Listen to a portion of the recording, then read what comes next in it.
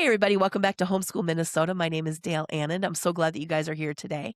This podcast is an outreach of MÂCHÉ, Minnesota Association of Christian Home Educators.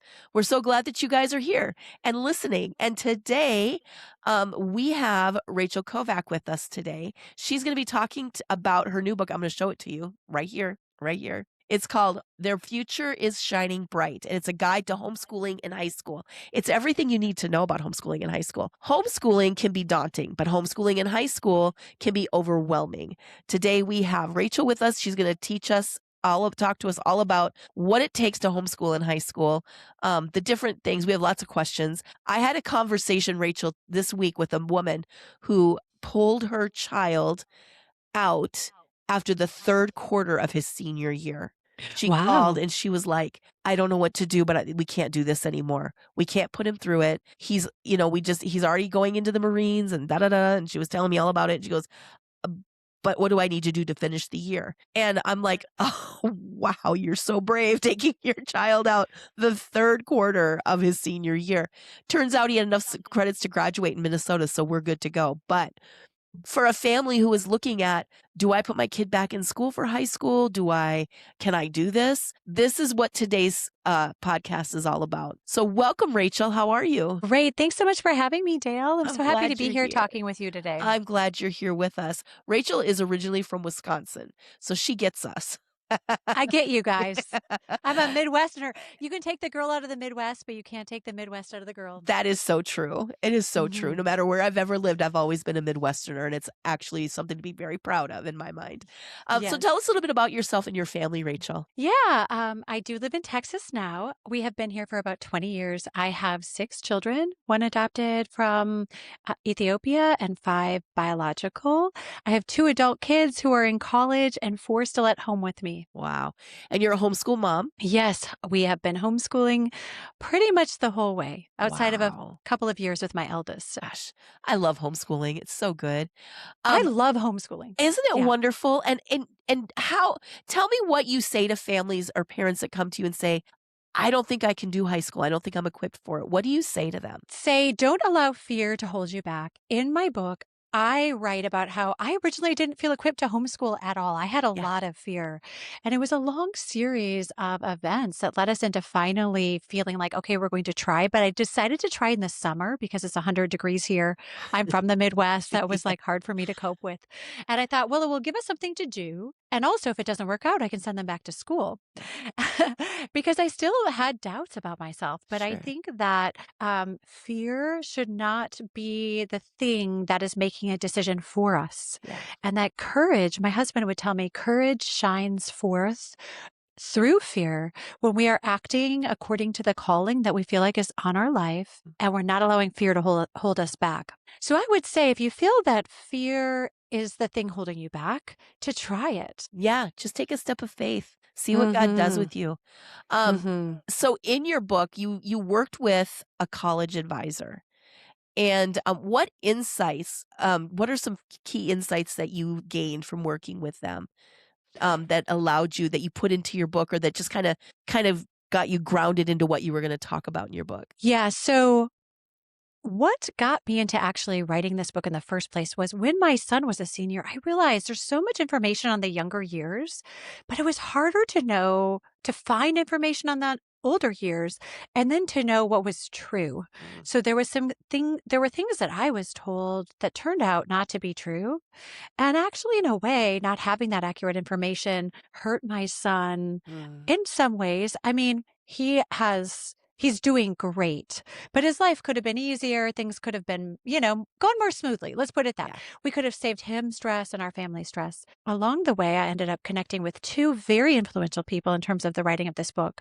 One was a college advisor who normally charges thousands per student to help them get into top colleges. He weighed in on the whole college admissions process, debunked myths. He spent about 6 hours reviewing my chapter on college applications, going through it all, giving me insider information. Then the second person that I connected with, who has just been so instrumental in our own community, is a dual enrollment advisor. He himself was a first-generation college graduate, and he gave us information all about the opportunities for earning dual enrollment. But a lot of people think college when they hear dual enrollment. It's not just college, it's Yeah. for all paths, whether that's certification programs, Mhm. apprenticeships, trades, whatever you can really think of, and then also college credit and how you might explore that. So he just had a passion to want to help the homeschooling community. He reviewed two of my chapters in depth. We did Zoom calls. And so this was born out of my own experience, but also in collaboration with some really incredible people, conversations with college admission advisors and other folks who came beside me in the process. So I like it. The thing I like about your book, and I was telling you this before we talked, is it is super practical. There's a whole thing on career paths and certification ideas. There's all this stuff if your child is college bound, things to think about, like the whole back, how to build a transcript. The whole back part of the appendices of your book is just full of just great things that make a high school finishing high school strong easy for homeschooling parents.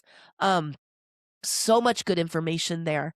Um, can you talk a little bit about your appendices and kind of some different why did you do that and what were some things you were thinking about while you were writing those things? well, I will say I'm so grateful for Tyndale because they were able to get Yeah. so much into this book that I never even dreamed possible. Yeah. The vision originally was that we would have to have extra information on the website, which we're also going to do coming soon. It might be there by the time this airs, where we're Yeah. going to have transcripts, sample resumes, things that people can download, checklists that you could download that's in the appendices, things like that. But we really wanted it to be practical, where you could take pen to paper and write things out Yeah. and have a guide for all students. So a guide, a checklist if your child is college bound year by year, so you feel equipped every year. But Mhm. also I have a whole list of potential ideas. It was really ideation. A lot of people joined me for that appendix to tell me, hey, what about this career? What about that? For kids who aren't college bound or maybe Yeah. want to start exploring a passion project or stackable certifications. So something you might do when you're trying to decide, is this actually what I want to do for the rest of my life? Yeah. Yeah. So we have practical, like nitty gritty information on things like transcripts, but also life advice on how do I find what's right for me. A lot of kids are exposed to a lot of misconceptions. So I feel like at the heart of this book was really wanting to debunk myths and help kids and families gain more clarity. Yeah, yeah. Your first chapter starts out with reimagining high school, which I Hmm. like. I think that we should reimagine high school because I don't know that high school is working so well in the mainstream schooling. Can you tell us a little bit of the history? Because you go into a little bit of the history of high school and kind of where it all comes from and why reimagining it is a good idea for homeschool families. Yeah, that was a chapter that was, I think we edited it maybe 5 times because I got so into the research. And then my editors were like, I don't know that everybody's going to be this into the research as you because it was so long and I had like every detail.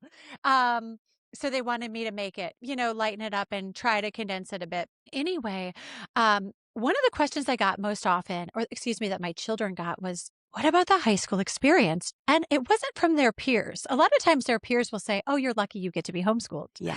But the adults were quite concerned about missing out on the high school experience. A lot of Yeah. folks my own age or maybe a decade older. For us, we haven't known anything else. And No. I, in fact, myself didn't know, okay, what is this? The high school experience, it's treated like a long-standing rite of passage. And I'm all Yes. for rites of passage. And like, do we need this? Where did this come from? And what I realized as I was going into the research for this book is that the high school system as we know it is not even 100 years old. No.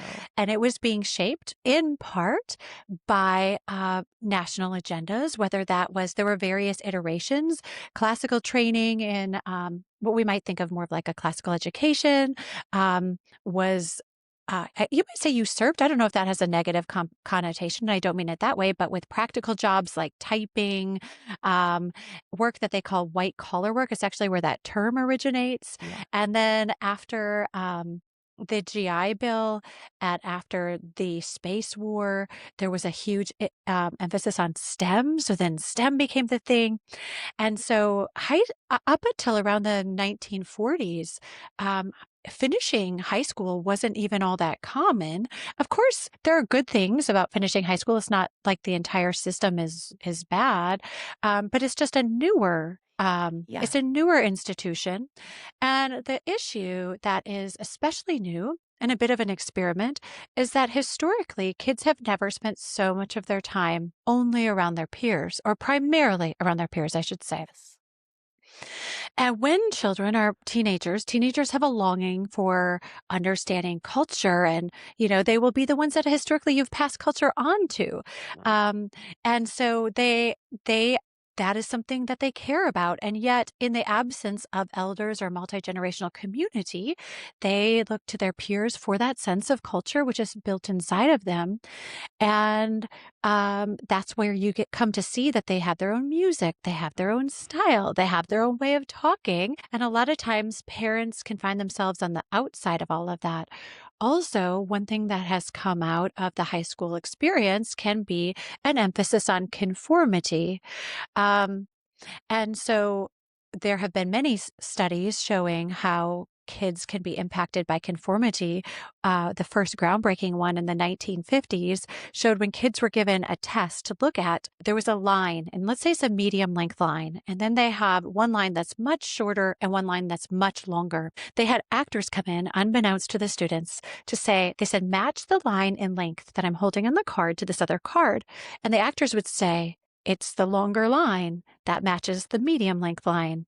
It was obvious this wasn't true. So it was essentially an experiment in gaslighting, you might say. Yeah. And 75% of kids went along with it because the pressure to conform was so great. Now, that was just Wow. with actors, strangers. This wasn't their friend group. People they had to see every day and be around every day. Exactly. And so I Mm. think also, the teenage brain is particularly sensitive to rejection. And so kids can make choices that are based on wanting to fit into a group, but that's not actually who they are. It's not Yeah. actually their true, authentic self. And so I think that I don't want to paint it like we were not homeschooling out of fear. I'm not saying this to paint a picture of fear, not at No. all. I mean, we just wanted our kids to love God and love others, they go to a public university and they're thriving. But I think also, like, just keeping in mind that maybe another way would allow our kids to be more uniquely themselves, Yeah. who they were made to be. C.S. Lewis writes that a lot of times we think we're being unique when actually we're being strongly influenced by outside factors. I mean, conformity continues on, and it's propaganda, he says, Yeah. and it's like the media and it's other things that are influencing, and we think we're being so unique. So how can we allow our kids to really be the people that God created them to be? Um, and of course, cultural influence to some degree matters, but um, we have cultural norms and whatnot. But I think it can be a way for them to really explore and become the people they were made to be. Yeah.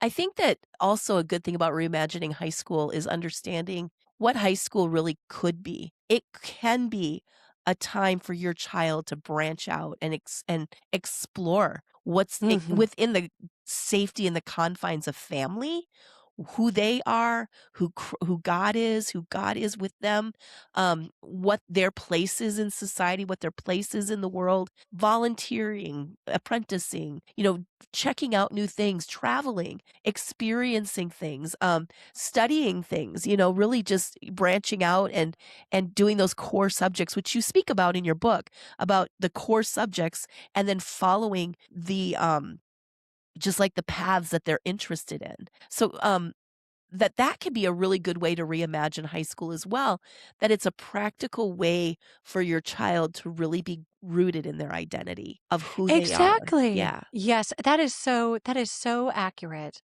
I love what you're saying. Yeah, I just think that that's such a gift to give to a 15, 16, 17, 18-year-old kid. And they don't have to have it all figured out by the time they're 18, and for them to be okay with Exactly. that, where the world is like pressuring them, "What's your next step? What's your next step?" And for them to be like, "I still have a lot to learn that I want to figure out before I start making Hmm. all these big steps that are expensive and sometimes, hard to dial back on, and committing that I don't maybe wanna commit to all those things right now." And, Hmm. yeah, reimagining high school gives them the opportunity to do that, I think. Yeah, and I think peers are important. I think when it comes Yes. to reimagining high school, one thing that I talk about in the book later is that with co-ops, there's so many opportunities Yes. now because of the first generation homeschoolers who really paved a way. Now, homeschooling is not a fringe movement No. anymore. In the state of Texas, we have twice as many homeschoolers as we do students enrolled in private school, which is Wow. just, to me, That's that was crazy. astounding. I just read that in the Houston Chronicle. And so I think an interesting thing about it is there are so many opportunities. They can still be involved with their peers. My daughter just went to prom. You don't have Yep. to give up on what you might see as a high school experience if you think to you that means homecoming, prom. There's a lot of community groups that are offering Yep. those things to their kids. My daughter had so much fun at prom this last weekend, and it Yeah. was so sweet to see. But they don't, it's more of a college kind of feel Mm. where you can go to classes for a few hours and then have the time. It's giving kids the gift of time. They Yes. can have time with their peers and also time with their families and time out in the world. Yep. And so I think that's such a beautiful combination. Yeah, and it brings me to my next question is that a lot of times people are concerned like I was. I had really good high school experience growing up. I mean, I went to a public school. It was a smaller public school in a small town, and, I had just a real positive experience. It wasn't there was hardly anything about it that was negative towards for me. So I wondered, like, for my kids, those milestones and those memories that you get when you're in high school, like the Friday night football games, the basketball, being involved, and in Minnesota, I don't know if this is the way it is in every state, but in Minnesota, you can be involved in extracurriculars if you're a homeschool student. So you can do sports. But like prom, like just the life that you get to have that one time in your life in high school. And am I taking that away from my child?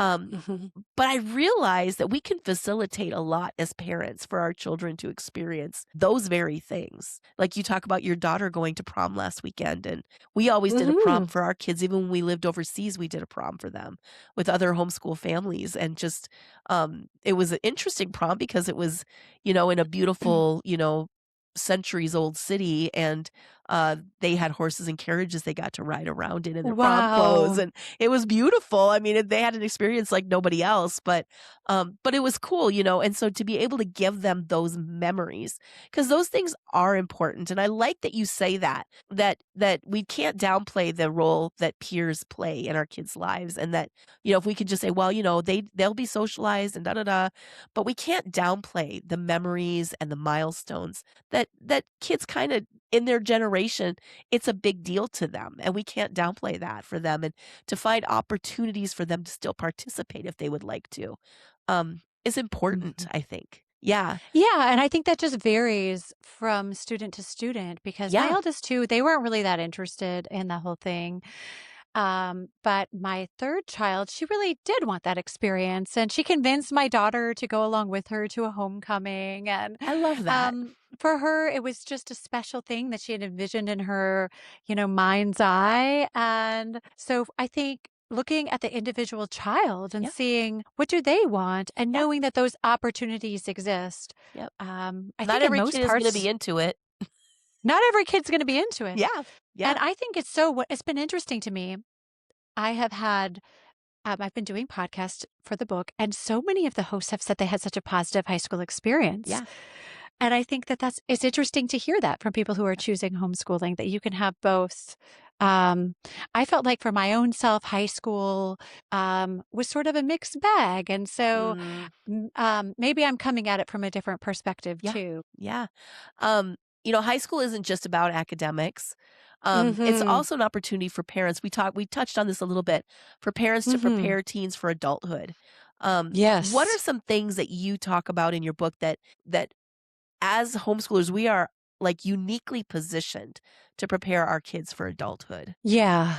Wow. That's such a good question. And there's so many directions that really I could go with that. So, one is that I think we're on the cusp of a revolution with education. Yeah. So, in the early 2000s, 300,000 folks in high school graduated high school with dual enrollment. By 2021, that number had risen to 1.5 million. And as the most recent counts now say, 2.8 million students have some form of dual enrollment. So With the college debt crisis as it is in the US, $1.7 trillion, half of which is in college debt, homeschooling can allow our students to explore, if they're ready, some of these things like we've talked about, like certification programs, apprenticeships, college credit, and earn some credit early, which helps them gain discernment on like, is this actually what I want to do? Yeah. Um, Job shadowing, I think, is something that I write about that I think Yes. is so important. Yeah. I went to a school where in eighth grade, they had a program where we could mentor in an area that we thought we were interested in. And I thought I wanted to be a nurse. Everyone in my family had been in the medical field. And I write about this in the book. I get to the mentorship program and I realize seeing blood makes me woozy and I just don't like any of it, you know?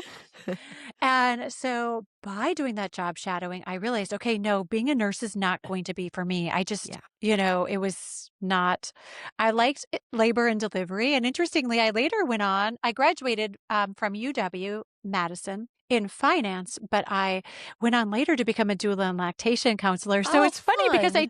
I did glimpse that and because I loved labor and delivery. I guess I just didn't know about doulaing then and in terms of my opportunities. Yeah. But I think those are the ways we learn because otherwise our kids can have sort of a romanticized view of what a job might look like. Like I Right. had a romanticized view of what it would look like to be a nurse. It wasn't until I actually got there that I realized, oh, I don't think that this is going to be for me. Yeah. Yeah. I think that's really good. It gives us a chance to really be realistic with our kids. Yeah. Yeah, they get a chance And to so I get out think that there. those are changing even in even in the traditional school Yeah. systems. More and more kids are doing, I believe it's 20% of kids on a community college campus right now are high school students. Yeah. And so we're just seeing more of a blending. I think that's something that they do in Europe as well and have for a while where around age 16 they start exploring. Now, I would have to fact check myself on this. Yeah. But I thought I have heard some of my friends talk about that. So I think it's a way that we can have our kids explore things while also having the depth of reading together, having a lot of time together as a family, and allowing them to have time with their peers too. Yeah. What advice would you give to a family who is either they're homeschooling now and they're just getting through like middle school and they're thinking, now we're going to hit high school. Can I do this? Or a family who is their kids are in middle school and they're looking at the high school they got to send their kids to and they're like, this isn't going to work for us, but can I homeschool? What advice would you give them? What would you say to them about that? Any questions that they might have? It's interesting that you would say this because actually, in terms of that latter group, I really hoped that my book would speak, of course, to the people Yeah. already homeschooling, but also to the group who's like, this isn't working for me anymore. Yeah. I want something different because it's not too late. And actually, I almost feel like the high school years are so well positioned to make this kind of change. Because as I say, in the high school years, you're more of an educational director of your child's their high school years Yeah. than just being the teacher. A lot of folks Yeah. have this misconception that homeschooling is school at home, Yeah. but it can look so differently depending on each child. And so if there are reasons that you feel like homeschooling isn't working for your child, there, the world is your oyster in terms of all that is Yeah. open to you for the high school years in a way that it's not in the earlier years. I mean, um, there are co-ops and some online classes. I don't think we want to rely too heavily on online classes, but fitting them in here and there where we can live more fully into our everyday life, I think is Yeah. incredible. Yeah.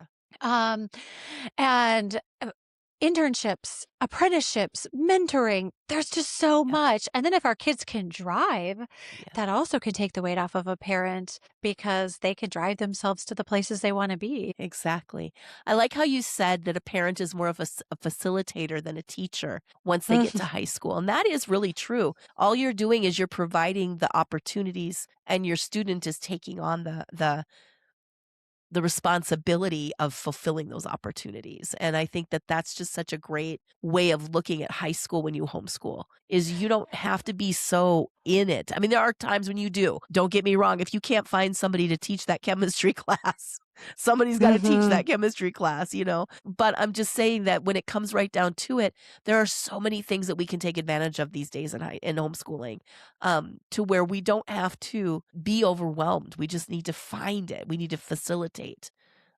Exactly, and I also think you can do what you love. So, like, Yes. I love doing our full-on morning time where we're reading a lot, reading aloud makes me come alive, Yeah. and so we do that. That's like the backbone of our family life and our connection, and my college kids, my adult kids were saying that was just such a sweet time in their life, even though they went into STEM. They're in STEM Yeah. subjects or STEM majors. They're STEM majors. um, so they still loved all the time we spent exploring the arts and the humanities Yep. and everything that came out of that, the philosophy, the theology. So you can do what makes you come alive, and you can build those connections with your kids through that learning. And you might find, like when I was in high school, I didn't particularly care for history. I thought it was just a series of dry facts and it was Yeah. boring. Now I'm like, how could anyone think history is I boring? know. It's so fascinating and alive. And so in a way we can redeem the areas that in our own high school experience may have been lacking. Yeah. Um, and then for the things that we like, I don't feel capable of teaching chemistry, let's say, although I have a daughter who needs some help, and so I have learned it with her, and that's fun too. Like, Yeah. I've given her some assistance as I can, learn it alongside of her. But she does that at a co-op, or they can do my one daughter earned college credit doing physics 1 and 2 at a local university. And so we can do what we love with them, but then support them also if they want to take classes that are outsourced. Yep. And the options are just so um, diverse and plentiful in this time. I love that. So, just to wrap things up, what is the largest misconception people have about homeschooling in high school? Hmm.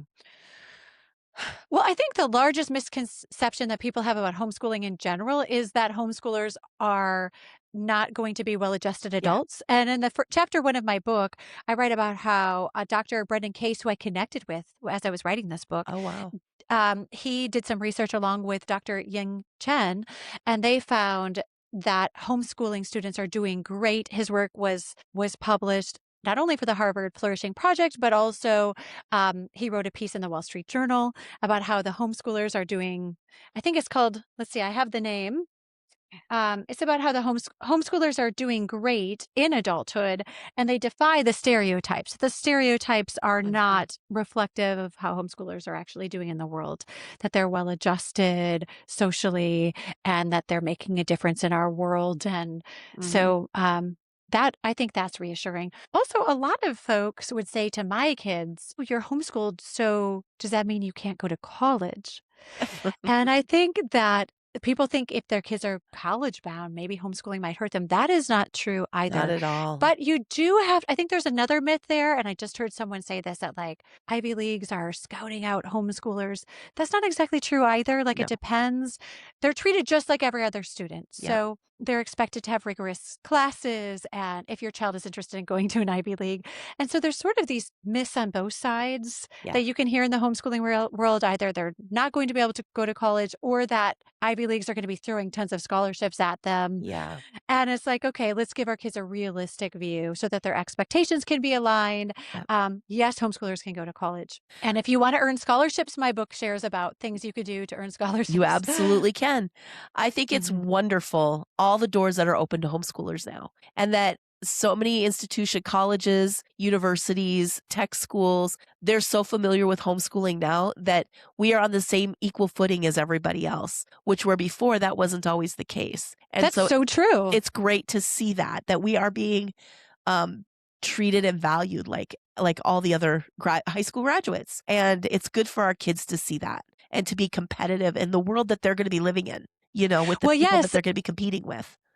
And as I was telling you in our conversation earlier, so my kids both got into a great school in Texas, a very competitive school. And now my son got into a very competitive internship at the Mayo Clinic in Minnesota. That's so There were good. only 8 positions and he got in. And so homeschooling didn't hold him back. He's Yeah. going after his dreams and doing well in the world. In fact, my kids have said being homeschooled really set them up well for transitioning into the real world because they were used to managing their time. They were used to learning how to teach themselves if Yep. they didn't understand a concept. Yep. They could take initiative. They didn't feel like they needed to be spoon fed or something Yeah. like that. Do you know what I mean? Yeah. And so Yeah. they feel like it set them up so well. There's so much to be said for that. Well, again, the book is Their Future is Shining Bright. It's right here. We are just so grateful that you took the time to be with us today, Rachel. So it's through Oh, Tyndale Publishing. We're going to have the description. I'm sorry, the link to how to purchase this book. It comes out on April 21st. But mhm. there's going to be some pre-order stuff that you are going to be able to take advantage of. So if you pre-order, you get some other cool things that come along with that. So we'll be putting everything in the link of this podcast. Check out our social media stuff and you'll get all the information there too. I just want to thank you guys so much for joining us today. We hope that this really gave you a good inspiration and encouragement. You can do this. You can homeschool through high school. They can flourish. They can, again, their future is shining bright. It Hmm. absolutely is. And so you get to facilitate that, mom and dad. So we are just so grateful, Rachel, for all that you wrote and for the wonderful guidebook that you just gave us. And yeah, so check it out, you guys, and come back for another good episode of Homeschool Minnesota podcast. And we'll talk to you guys later. Bye. Thank you.